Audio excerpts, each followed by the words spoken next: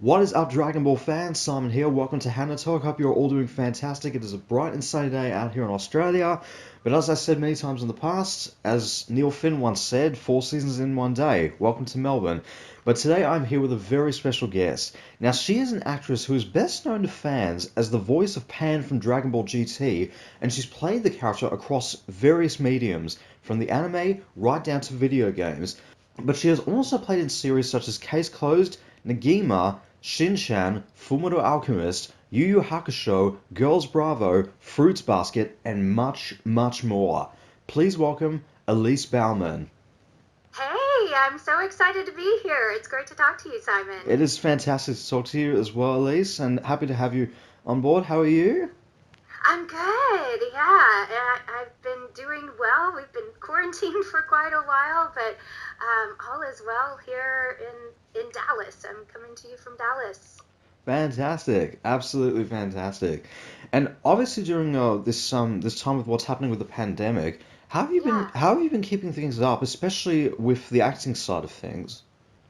Well, fortunately, so my work consists of on-camera work and voiceover work. So of course, my on-camera work has come to a stop, but I've had a home studio for a long time, even before all of this, like many, many, many years. So with the voiceover work, I've been able to continue all of that. And in fact, I had some clients where I always recorded from my home studio, but then a lot of clients who thought they kind of would never need that have come and said, "Hey, don't you have a home studio? We may need to use that home studio so we can get some stuff recorded." So I've actually been able to do that. And, it's interesting how the world adapts during a time like this, because, of course, for anime fans in your audience, we all miss the convention world, but I did my first digital online convention when I did Quarantined Con, and I have another one coming up, KamehaCon, which is an all Dragon Ball convention. It's coming up sometime in June. So it's cool that we're adapting and doing things a little different. And, I also coach, so I've been able to do some coaching sessions over Skype. And so it's been surprising how busy things can be, even though I've been home all the time. That's definitely true about that, and that's interesting about Yeah, how you mentioned about, of course, with like obviously we're like talking about the home studio and everything because I did an interview with yeah, Amber Lee Connors a couple of days ago, yeah, yeah. and yeah, she's absolutely fantastic, and she spoke Thanks. about how she did a lot of how she's been doing a lot of online voice work even before the quarantine had started. So that seems to be the case with a lot of actors nowadays, especially like in cases like this where it can really creep up on you. It's good. It's really important to have those resources there, and that's absolutely amazing that you've got so much work happening within your line of work in spite of what's happening with the pandemic. So that's absolutely fantastic. Well, I also have tried to create things, and maybe a lot of your viewers and listeners have gone through the same things where you're trying to be industrious and see how can I build my business, or if someone's lost business, like, how can I make things happen? So I'm always looking for new ways to do things. And, we may talk about this later on, but I have a YouTube channel called Anime Adventures. And so I even started a course this past week called the YouTube Influence 7-Day Challenge, where I'm studying with Sean Cannell and the Think Media team. So I'm looking for new ways to build current businesses. And I'm sure a lot of people are experiencing that. Like, how can I build my current business? How can I start a new business, maybe if they're in that situation? So I'm either staying busy or finding new ways to be busy. Fantastic, absolutely wonderful. And Yeah, and you obviously did mention about of I do of course have a question asking about anime adventures, which we'll get to a little bit later on. And that's sure. but that's fantastic that you started up like this side of things in helping people out, exploring the way that YouTube works and using it as a business model because that seems to be what a lot of people are doing to get their stuff out there for the most part, which is Hmm. absolutely fantastic. But starting off on the acting side of things, let's start at the very beginning. How Okay. did how did you get started in acting? Well, it's interesting. It's something that I never in a million years would have imagined that I would be doing because I actually majored in accounting. I got my MBA. This was not the plan. I was working in corporate America. Of all things, I was financial analyst in the defense industry. I took an acting class and I absolutely loved it. And while I loved the people I worked with at the time, I didn't love the work I was doing. And so I kind of went, okay, how can I turn this into a career? And so I'm a list maker. I made my little list. I asked a lot of questions. And so the short version is I figured out, like, what do I need to do to pursue this? And so I started doing on camera acting first and had an agent. And then I got into improv. And I know, like, my experience in talking to other actors, a lot of actors have an improv background or they have a theater background. So I was doing improv, and improv was kind of what led me into voiceover acting. And from there, I started doing voiceover acting. So it was really, it's not a path that a lot of people take because, gosh, before I started doing acting professionally, I had done maybe like one church play in 8th grade. So it wasn't something that I grew up thinking that I wanted to do. But once I got started, I found that I had such a passion for it. And still to this day, even though I've been doing it for a while, I absolutely love it. And I love the variety of things that I can do as an actor. I love the flexibility. I just still feel like I love it so much as when I first got started. Mm. So it's been quite a journey. Fantastic, absolutely wonderful, and that's quite amazing about how you mentioned about with a lot of the actors that you interview yourself on Animated Ventures, a lot of them having that sort of improv theater background, but there also have been a variety of guests as well that I think have been purely like self-taught that have had not that experience themselves before, but I think having that experience can really help you to your advantage in a way, which is fantastic. Hmm. And who or what inspired you to go into acting, and who would you consider to be your influences? Ooh, such a good question. Well, when I first got into acting, let's see, I was giving a lot of presentations. And so I think at first I was interested in acting, but I didn't know a lot about it because nobody in my life was an actor.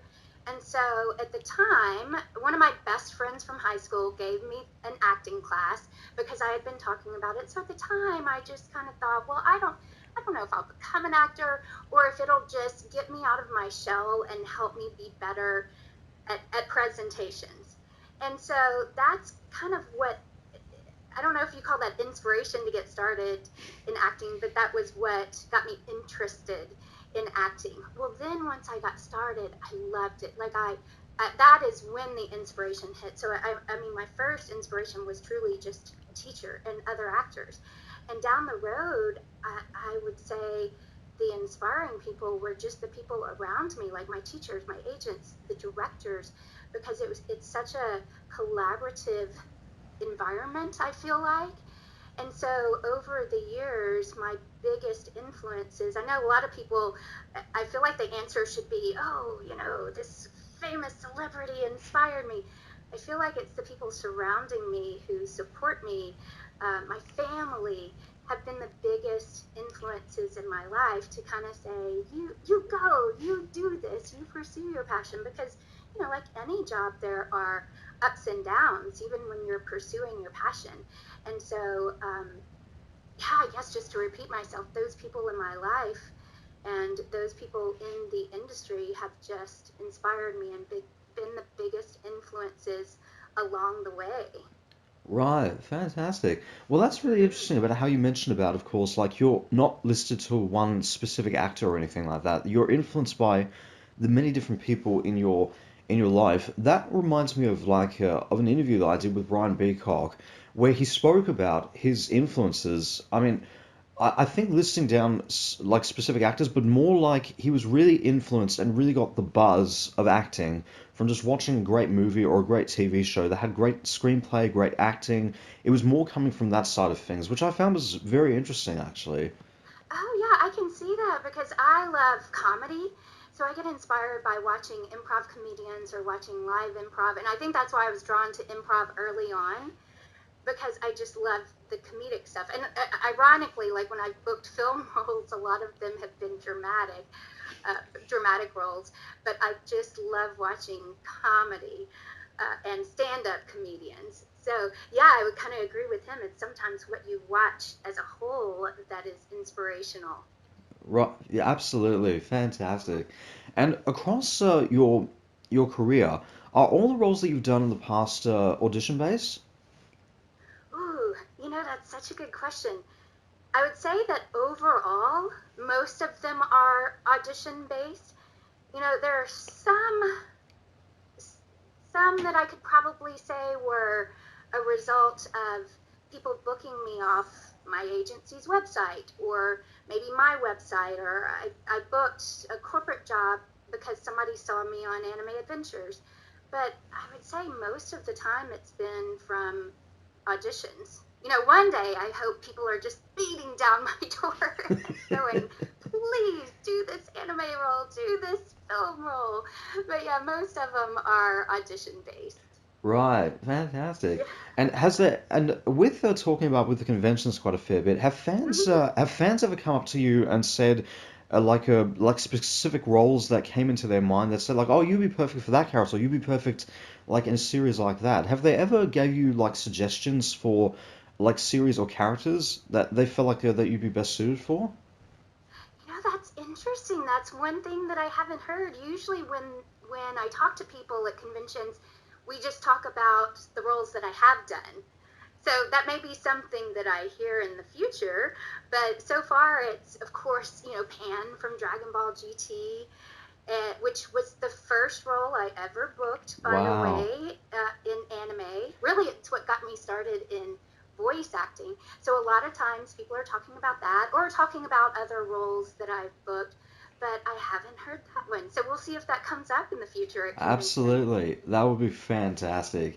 And Yes. speaking about, of course, with roles, do you walk Mhm. into a series or like a project, whether it's like a film or a video game series, like expecting to play like a certain role, or is it just like walking up to a Jack in the Box, not knowing what's gonna pop out?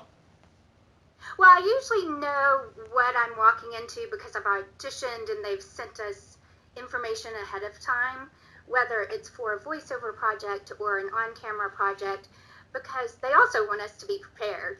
And so, and I definitely am one who researches and prepares ahead of time. So I usually know ahead of time. The only thing I can think of where something got switched up on me, I had booked, this was an animation project when I was living in LA. I had booked a project as a wicked witch, which is not typically what I book.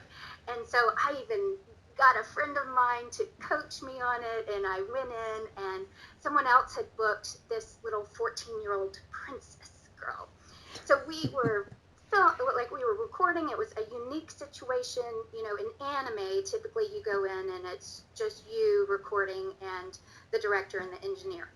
In animated projects, there sometimes can be multiple actors at one time. So there were about 7 of us recording. I was doing my best Wicked Witch.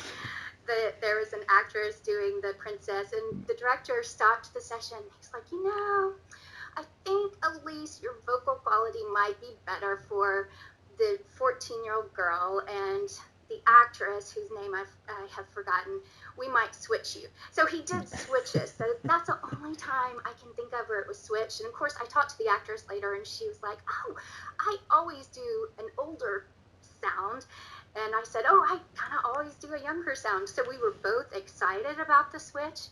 But yeah, that's the only time I can really think of. Most of the Wow. time, I know ahead of time exactly what I'm going to do.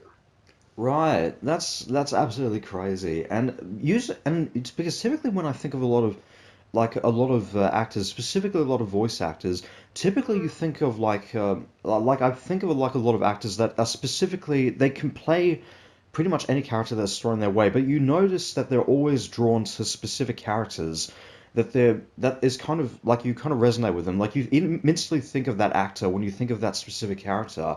In the case of Vegeta, like you think of Chris Sabat, he's best known for playing a lot of like gruff and tough style characters, but he can go off into the other end of the spectrum and play like something outside of what he's typically known for doing. Or like Absolutely. Steve Bloom, who's best known for playing a lot of villains for a lot of anti-heroes, but again can play the really good characters as well and play the more comedic style in that sense. But Hmm. has but also in that fact as well, have this actually reminds me of a story with Alec Guinness, who to many people is best known as Obi-Wan Kenobi from the Star Wars movies, but for a whole range of other films. He actually spoke about, I think when he used to go to Comic Cons, he always he was incredibly frustrated in the fact that people only recognized him for Star Wars more so than his other projects.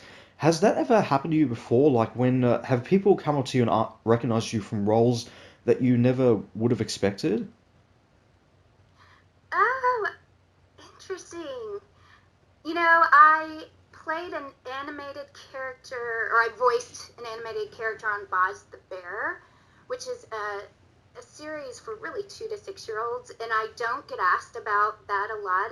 The character was Mrs. Baxter, and the series is about Boz, the big green bear. It was created by the creators of Barney. And so it's not one that people ask me a lot about, but somebody immediately went, "Oh my goodness, do you voice Mrs. Baxter and Boz the Bear?" So I think that was a surprise. So yeah, occasionally people, it will come as a surprise to me what people recognize. Yeah. Right. Fantastic. And speaking of that, of course, with like going back on that follow-up question there, I was just talking about is what kind of roles have you found that you've always been particularly drawn to as as an actress? Is this voiceover or on camera? Voiceover work. Voiceover, I probably am drawn to the younger roles, maybe just because it's easier. So I've done everything from 4-year-old little girl, I've done just a couple of little boy voices, up to probably the young mom range.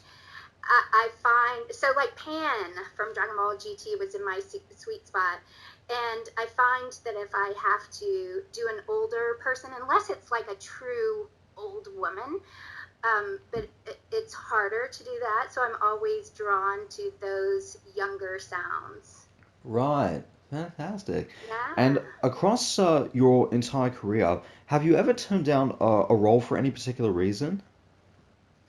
I've turned down auditions. I would say more the auditions than the roles, because usually if there's a role that I'm not comfortable with, or if it's too racy or something that I just don't feel is in my vocal range, I just want to audition for it. And that way there's no awkward, like, "Oh, I've auditioned for it, we want to offer you the role. No, I'm not good with it." So I usually don't even audition for it. Right, okay.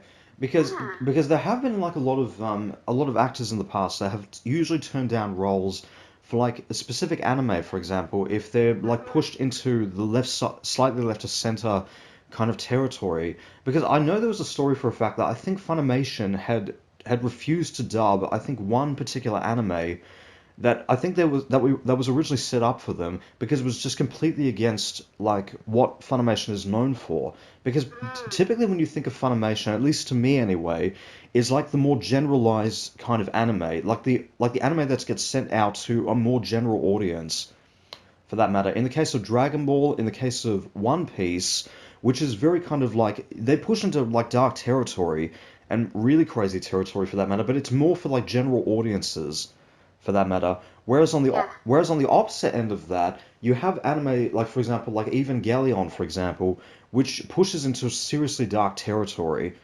That so at least to me that's what I see it in that sense because I saw it as like with reminds me of a story I think with actor Doug Stone, who to many fans out there will know is Psycho Mantis from the Metal Gear Solid series. In that he turned down a role just because, he turned down quite a fair few projects just because it was going against his morals. And I'm like, no, I'm not doing that.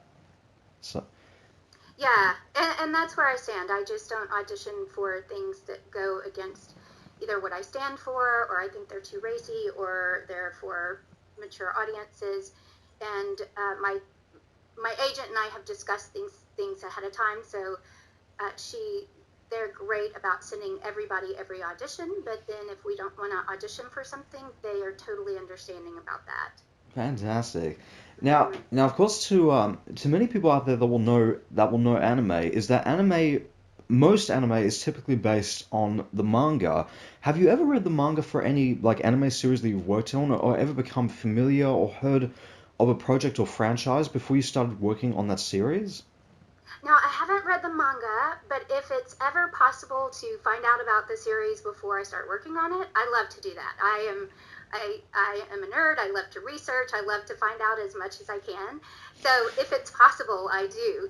There have been occasions where we've been called in and we don't exactly know what we're working on. So if that's the case, you can't. But if I am able to, I like to do my research. Fantastic. Now, talking about, of course, your best known role, which of course you mentioned about was like your first voice role, was of course Yeah, Pan, which you started back in Dragon Ball GT. What was it yeah. like playing that character and stepping into the world of Dragon Ball? Oh, well, it was amazing. And, backing up a bit, I mentioned that I was doing improv, and that is how I got the audition. And I love this story because Mike McFarland, for anybody who's in the anime or Dragon Ball world, they will know him as Master Roshi from Dragon Ball. He's also a director on so many anime shows. So we were in separate troops, improv troops, and several of us had gotten together for dinner, and I heard them talking about anime. And honestly, I didn't know a lot about anime at the time. I was a fan of animation, like a huge fan of animated films. So when I heard them talking about it, I was like, oh, how do I audition? Like, let me audition. Tell me what to do. So Mike told me how to audition. So I always thank him profusely, still to this day when I see him. He probably rolls his eyes. But he got me the audition. So it was the first anime role I had auditioned for. I still feel so lucky and blessed that I booked Pan. So when you ask about what it was like to book that role and step into that world of anime and Dragon Ball, it was so amazing. I still pinch myself because when I was recording, I just absolutely loved it. I loved that character. I loved her spunkiness, the fight that she had in her, the multi-dimensional personality that she had. And so I would have moments in the booth where I was like, I can't believe I'm getting to do this. So I just had so much fun. And of course, it launched not just my anime voiceover career, but it launched my voiceover career as well. So I still think back to those times of when I recorded the bulk of her work, which were, the episodes for Dragon Ball GT and the movie.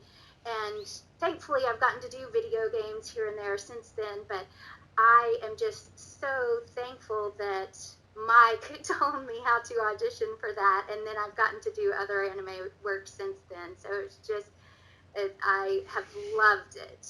Fantastic. That's absolutely wonderful. Now, speaking about, of course, with Dragon Ball GT, Chris Sabat, I think, once said that he doesn't consider Dragon Ball GT canon due to the release of the Battle of Gods movie before Dragon Ball Super was created. What have been your thoughts on that? On what he said, or just in general? Just in general about that. There's so much debate and controversy. I like to stay out of controversy, and so my personal opinion is just based on my experience of being part of Dragon Ball GT and being part of the franchise. I have loved it. I've loved being part of the Dragon Ball community. I love Chris Sabat. He is one of my good friends. I've known him for a long time. So my experience has been great, and I just sit back and let people debate, and I know it'll never be solved. So I feel like nothing I say will solve that. That's definitely true about that because it's one of those kind of things when you look at like a classic franchise, for example, talking about of course with Dragon Ball, like you're going to have like constant debates back and forth about which series is the best, what do they think about the latest series, what's considered Yes. canon in the Dragon Ball universe. It's like turning it right into the Star Wars universe. Like what's considered canon? Which one do you prefer? Do you prefer the original? Do you prefer the prequels? Do you prefer the new stuff? And I'm just one of the types of guys to go like, yeah, yes, I do have somewhat of a personal preference myself, but I just prefer to be the kind of guy just sit back, enjoy it. If you love it, that's great. If you don't love it, that's fine too. Just sit back Well, and and just it's yeah, it's great. Everybody has an opinion about Dragon Ball GT, Dragon Ball, Star Wars, that's what makes it fun. Everybody is so passionate about what they believe in. Absolutely. Now, speaking about a little bit more Dragon Ball Super, we also had Pan introduced into the series. So my Yes. question to you is, will we hope to see you like come back as Pan from like an alternate universe, since they have gone into the idea of the multiverse, or possibly come back as a clone, or maybe come back as another character within future Dragon Ball stories?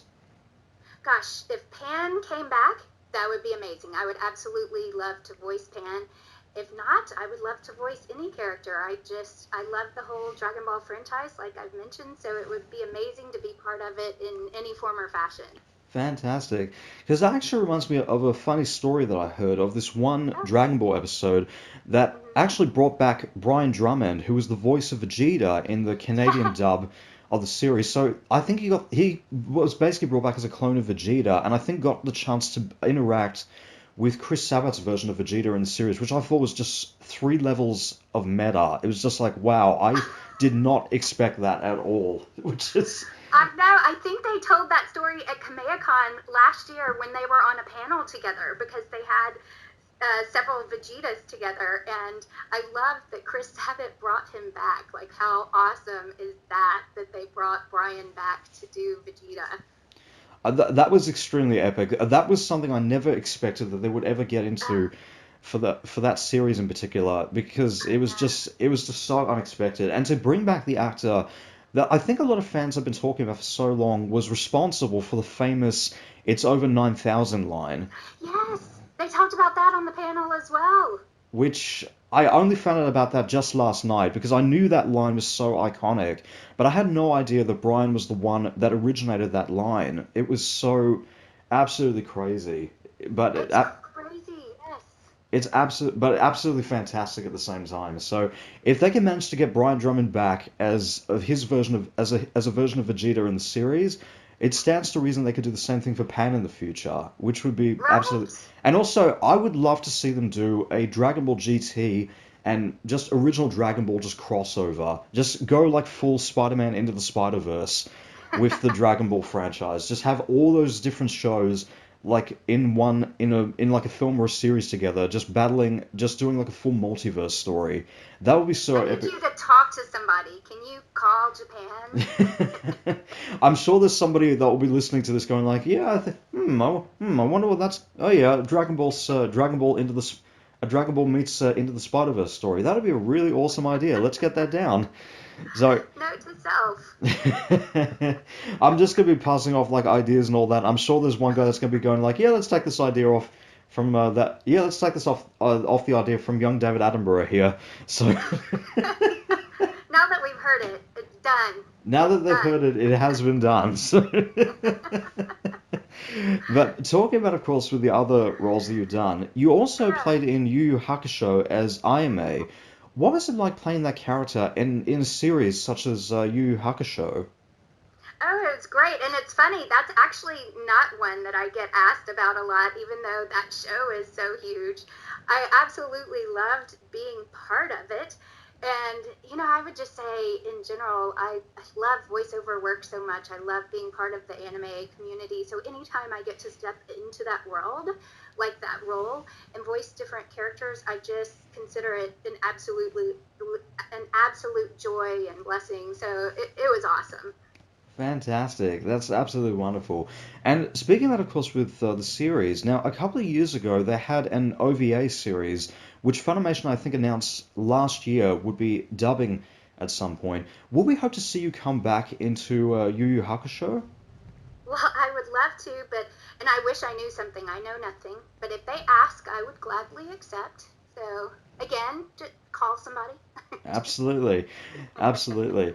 Now, you also played in. Now, another series that came to mind for me as well was in Fruits Basket as the mother of Momiji, sorry, excuse me, in both the original and reboot series, which is now doing season 2.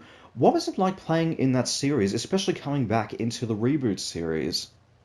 Well, of course, course, it was so great to come back. And what was really cool, because as an actor, you like to stretch and you like to be challenged. And so when I had to come back, she had a German accent. And that is not normally in my toolbox. So I had to really work on that. And I watched YouTube videos, and fortunately, my husband speaks a little German, and so normally we don't get the script ahead of time with Funimation, but Caitlin Glass, who is a fantastic director, and of course is directing this reboot version, she did let me have the script ahead of time, and my husband, wrote out every word phonetically so I could practice, and then Caitlin is fantastic at accents and dialects, so once I got to the session, she was very helpful. So it was cool on multiple levels. It was wonderful to be part of the reboot. It was such a fun challenge as an actor to do something that I had never gotten to do. So I loved being part of it. Fantastic. And of course with now as many fans will know, of course, with regards to Fruits Basket, because of the reboot series, which is keeping more accurate to the manga than I think the original series was. It was definitely quite a surprise to me in the fact when I heard like your character Amamiji speaking with a German accent in the reboot series, because in the original series he spoke with like a normal American styled accent, but then remembering that that's actually what his character in the manga is supposed to be based on. He speaks with he's from Germany, so he's supposed to speak with a German accent. I'm like, oh, okay. So that when I first heard that, it absolutely just took me by surprise. Going like, whoa, I did not expect that. What's going on? Well, I definitely didn't expect it because I also played Rika in the original. But then what they decided to do, for the most part, I believe, is just have one actor per role in the reboot. Right. And so, yes, when I got the first call, I just knew that I was reprising my role. And then when I found out it was a German accent, I was like, okay, I got some work to do. Let's do this thing. Fantastic. Now, of course, now as many fans will know that like Fruits Basket, when they of course did the reboot for the series, fans have been waiting for such a very long time of whether we would get a second season of the original like series. And in the case of like with like talking about it with a lot of anime that has done reboots over the past, do you feel like it was justified in them doing a reboot of Fruits Basket, or do you feel like there was more story to be told in the original series? Ooh, gosh, that's such a good question. Maybe some of both. What do you think on that? I think personally for me, I mean, having seen the reboot myself, and I did a review about this myself, calling it one of the best remakes of any anime series in a long time. And just like Fullmetal Alchemist Brotherhood, it's a really amazing example of a remake of a classic series that's been off the air for a long time, done perfectly. So that's. Ooh, Caitlin would love to hear that. I'm sure when I get this up, she's probably going to be hearing that right about now, which would be that would be fantastic. So. Oh man, because I've interviewed her on my series on Anime Adventures, and so we talked about the show, of course.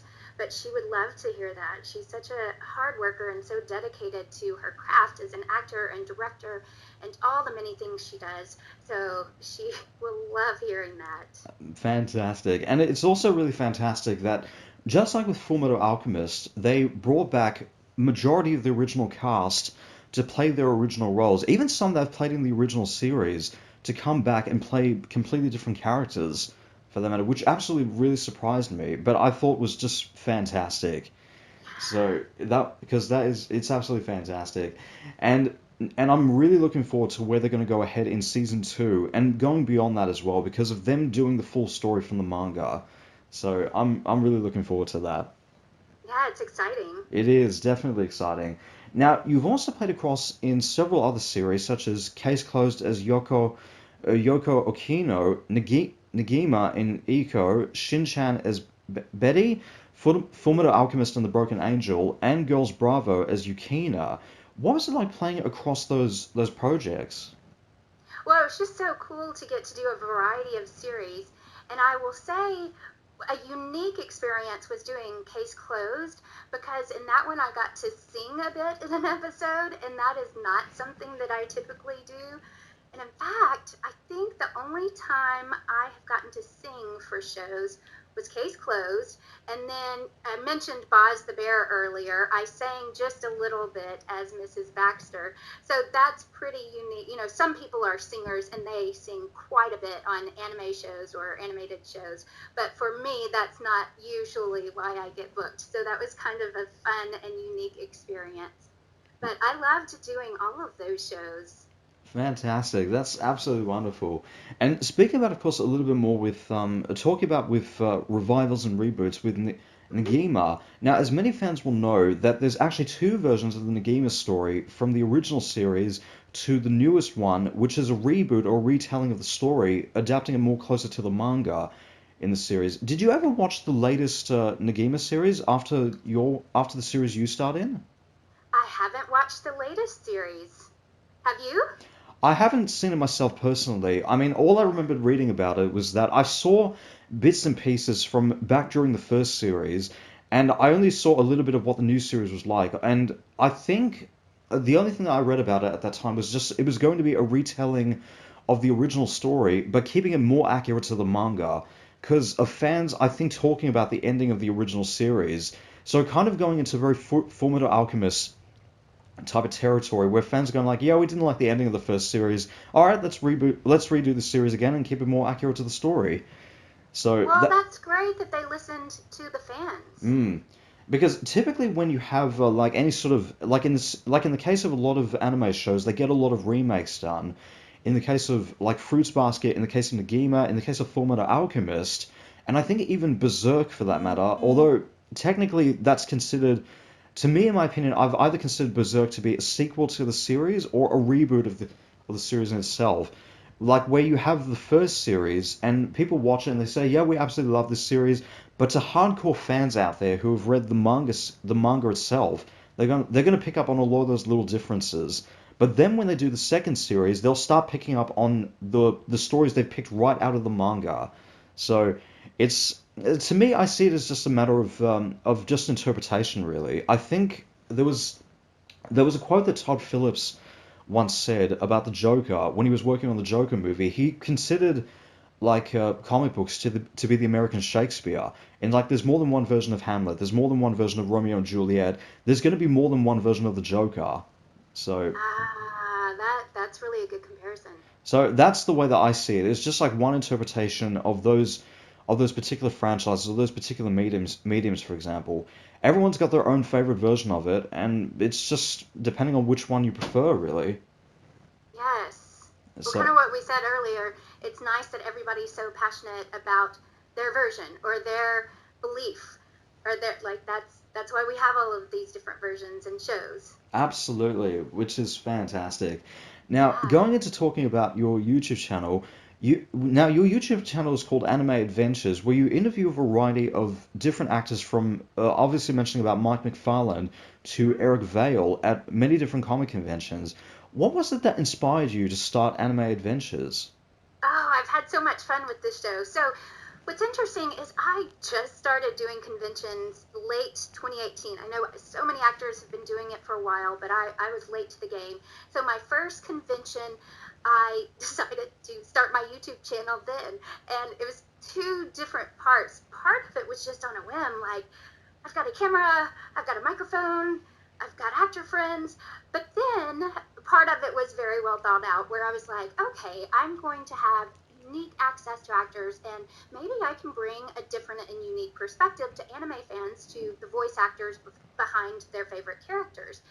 So, now, like, again, who knew what this was going to lead to? Because I've now just released my 60th video, and what has been so much fun is just hearing people's stories, because they'll say, "Gosh, I didn't think I could be an anime voice actor, and I did it," or "I didn't think I could be a director, and I did it."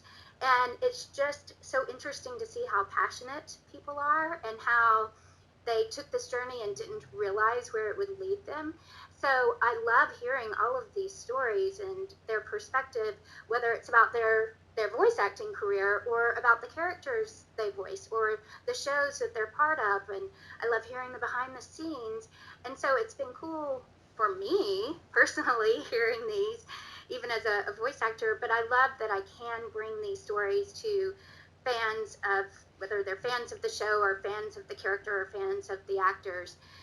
And I guess that's why, I'm guessing that's why you're doing your show too. I've listened to some of your interviews and they're fantastic. People love what they're doing, so it's nice to be able to bring those actors' stories to the audience, to my YouTube audience. And then I've enjoyed, since I began, I've enjoyed connecting with people through my YouTube show. Fantastic, and that's absolutely wonderful right there. And that's definitely true about the same comparison with myself, actually, where I know the biggest question I've got asked over the years was like, why did you start like HannaTalk yourself, and especially going into interviewing like voice actors and especially focusing on animation and all that. Well, Yeah. I've been doing HannaTalk for nearly the last for 4 or 5 years now. So I've been doing it for that long, and originally I started it out because to many people out there that don't know, and I actually hardly ever talk about it that much, I'm primarily a musician and a teacher, and I've always been a big animation fan, a big anime fan growing up. So I kind of started this channel to kind of express another aspect of myself, but also to show my support to the animation and the voice acting industry. These people are amazing. I see every time I go to conventions, I see them as my rock stars right there. Like that. Well, I wondered about that because I saw that you were a musician, so that's interesting. I wondered what got you started. No, just being primarily a fan and just to show my support to like the animation and voice acting industry.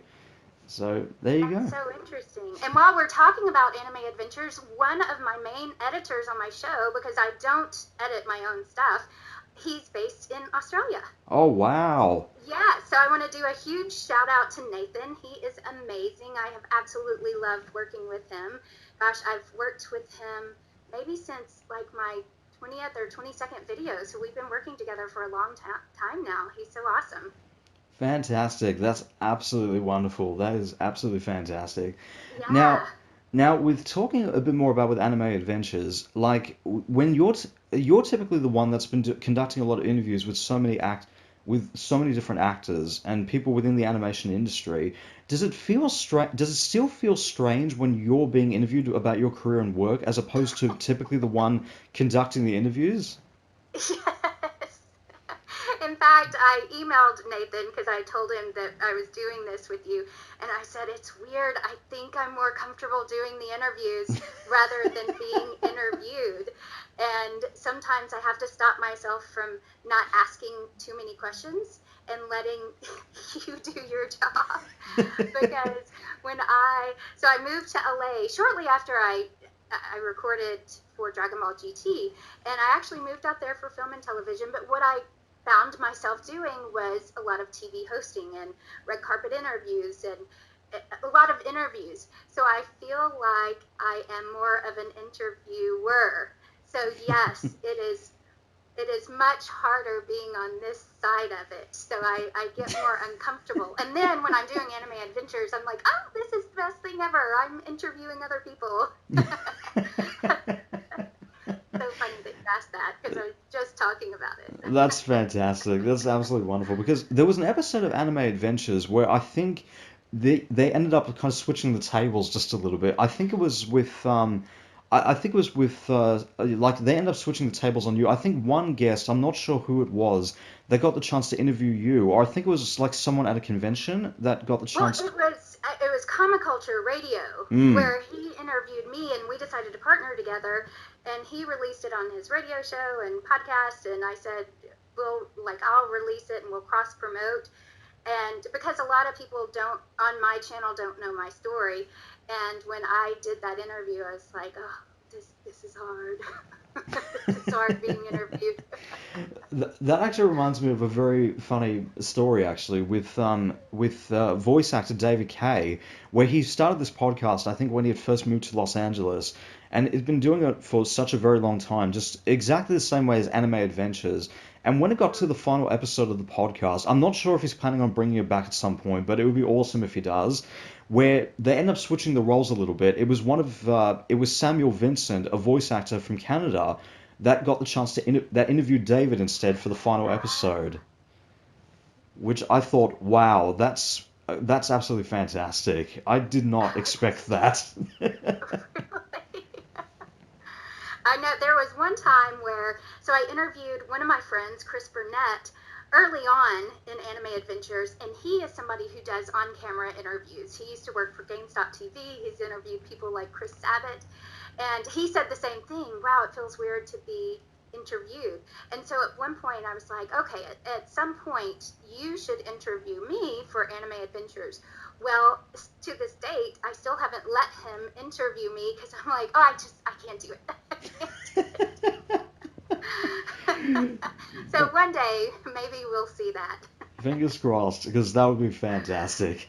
And now there was one interview that actually came to mind for me, which I thought was like, wow, I did not expect that, which was, I think, the interview that you do with Robert McCullum, where it started out with Sonny Strait as interviewing him first, and Robert just going like, what's going on here? Like, where's Elise? And I'm like, oh, let me fix that.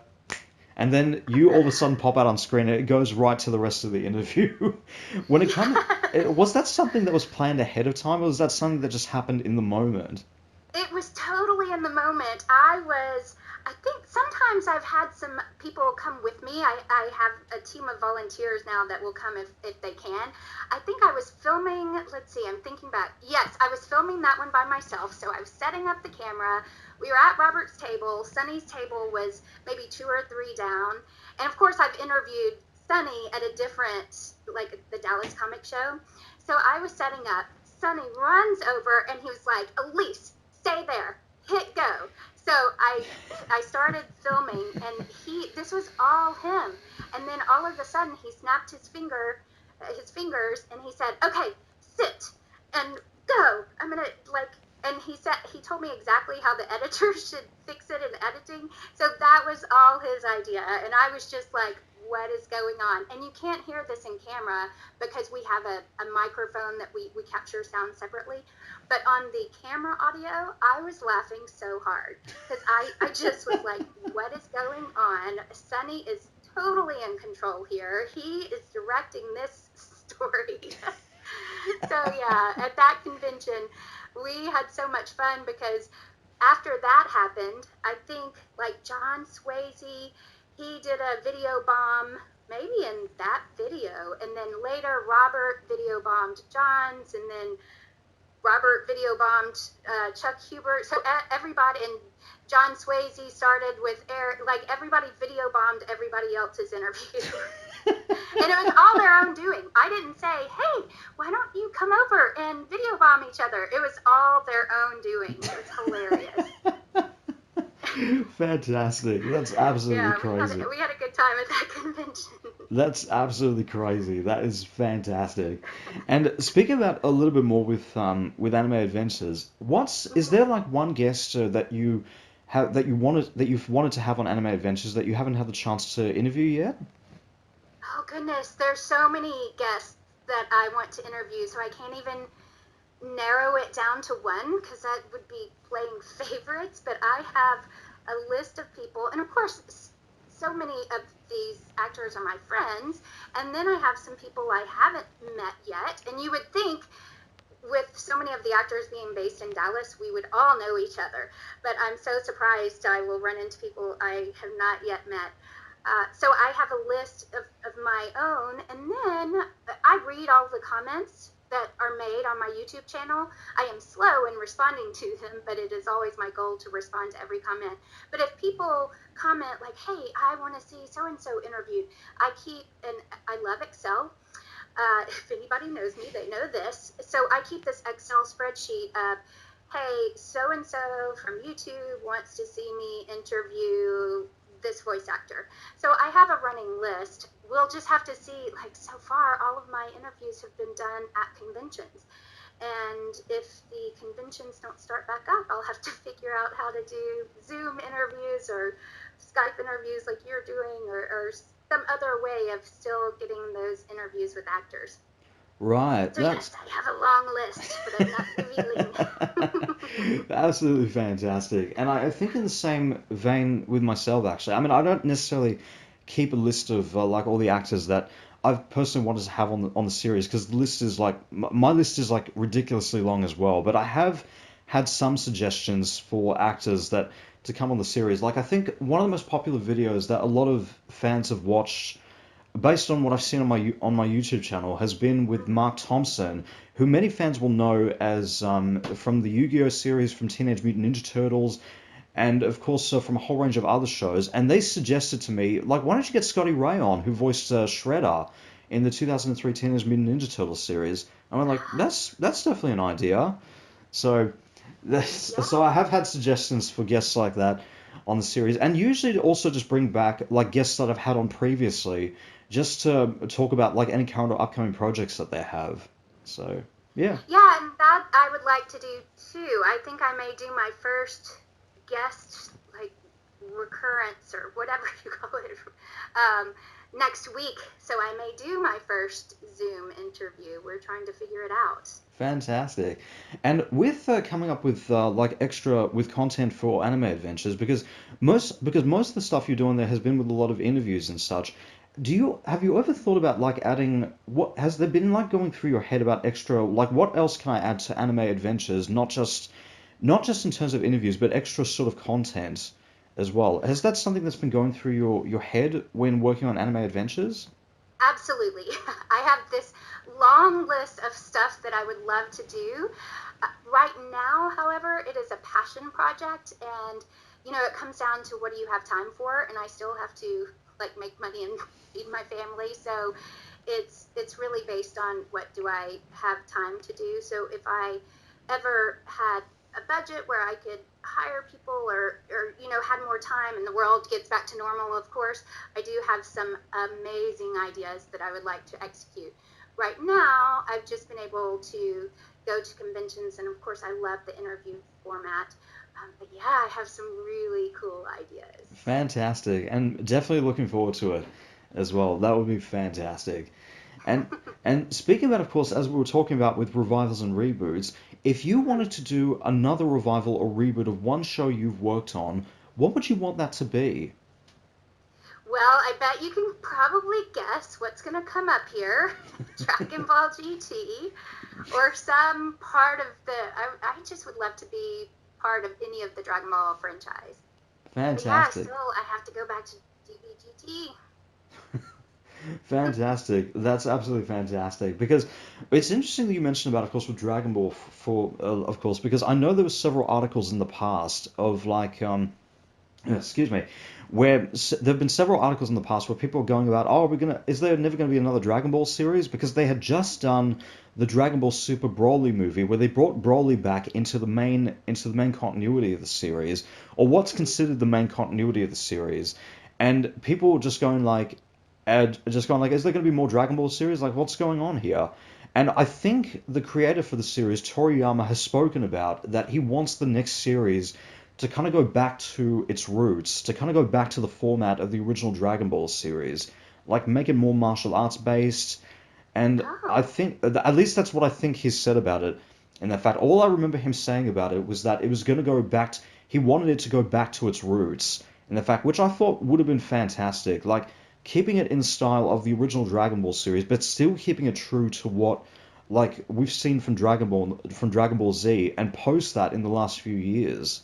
So it'll it's be interesting. Yeah, I haven't read that article, but it will be interesting to see where it heads. mm, absolutely, because I feel like there's like with any sort of big franchise out there, or like I think what Wally Wingart once said to me when I was asking him about Bleach, because they were planning on doing a revival of the final arc from the story, where I asked him, do you feel like there's more story to be told in the world of the series? Because we've got this final arc, they may potentially go down the Dragon Ball Super territory or the Boruto arc where they look at the next generation of characters. And his response to me said, in the world of storytelling, there's always going to be more stories. Yes, So absolutely. so there's always going to be more than one. There's always going to be more than one story to be told. So if there's a story out there to be told, it'll be told. Yeah, So yeah, it'll be fun to see. absolutely, Fun to see what happens. absolutely. And where do you hope to see yourself with regards to acting in the long run? Wow, I think more of the same. More anime adventures, more anime voice work, more film and TV work, so just more of what I'm doing. I love what I'm doing, so I would just like to see this continue. If I'm lucky enough to keep going. Fantastic. That would be that. Well, absolutely. That is definitely going to happen. That is fantastic. And without going into any spoilers, what's next for Elise Baughman for the fans to know about? Yeah, well, I'm still, of course, working on Anime Adventures, and I have more things coming up for that show. When it comes to TV film work, I'm partnering with a producer right now on a film that's going to be really exciting. Of course, we don't know when production could ever start on that with what's going on. And I miss seeing everyone at conventions. So in the short term, I look forward to seeing people on digital, online for digital conventions. In the long term, I'm ready for the live conventions. And then, gosh, like I said earlier, I hope to be doing more of the same, more of what I've been doing. Fantastic. That's absolutely wonderful. And final question, what do you think Uh-huh. what do you think Pan would say if she was in Australia?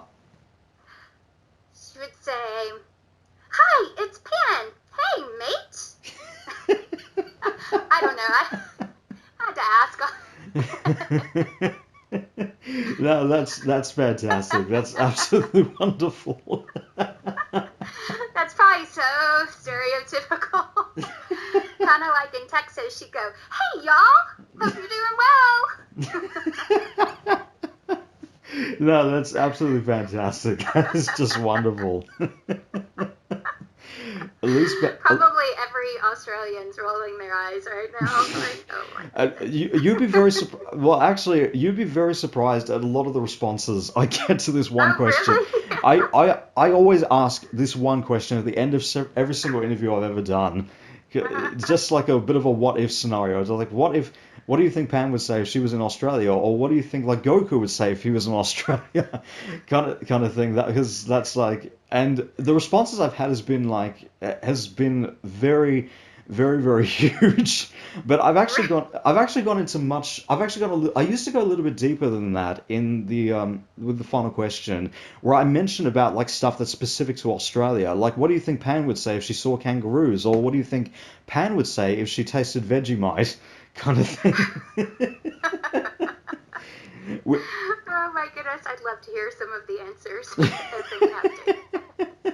I'll probably bring those ones back at some point, but for the meantime, but to any people out there that don't have no idea about Australian culture, think of Vegemite as like the Marmite to British people, like just this black goo, this black liquid stuff that just tastes like something out of a cornfield, and Oh goodness.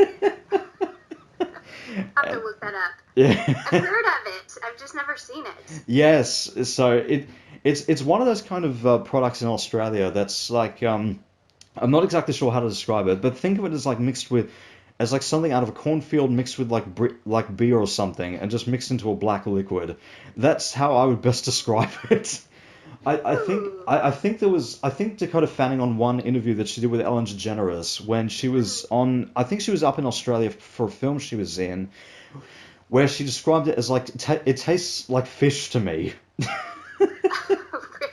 Yeah. And coming from somebody I've lived in Australia my entire life, and I actually can't stand the stuff. I just think it's disgusting. So And do people love it? they Or do. everybody doesn't like it? Everyone in Australia, it's one of those kind of things you either love it or you don't like it. What I can say to everybody out there, if you ever plan to come to Australia and you ever taste Vegemite, don't spread it like chocolate spread. That's not what it is. It's a seasoning. Spread it very thinly, a little bit of butter on top, and you'll be all right. Well, if I ever get to visit Australia, I will definitely taste it no matter what. I will have to try it out. That would be fantastic. That would be absolutely wonderful. Elise Baughman, thank you so much. It's been an absolute honor. Oh, it's been my pleasure. This has been so much fun. It's been such an honor to be on your show. Absolutely, and thank you very much for that. It's an absolute honor to have you on as well. And is there anything you would like to say to the fans out there in Australia and in the world?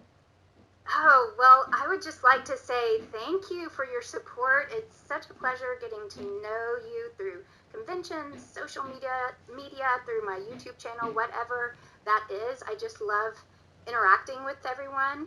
And most of all, I hope you are doing well and staying safe. Fantastic. That's absolutely wonderful there. Well, guys, if you'd like to find out more about Elise Baughman, you can check out the links which I'll put to in the description once this interview is finally up on YouTube. Don't forget to subscribe to HannaTalk. Follow me on both Facebook and Twitter. Be sure to click on that bell to enable alerts. That way you don't miss out on anything. Check out the links below and don't forget to comment below as well. Thank you all so much for listening. This is Simon and Elise Baughman signing off. Bye for now.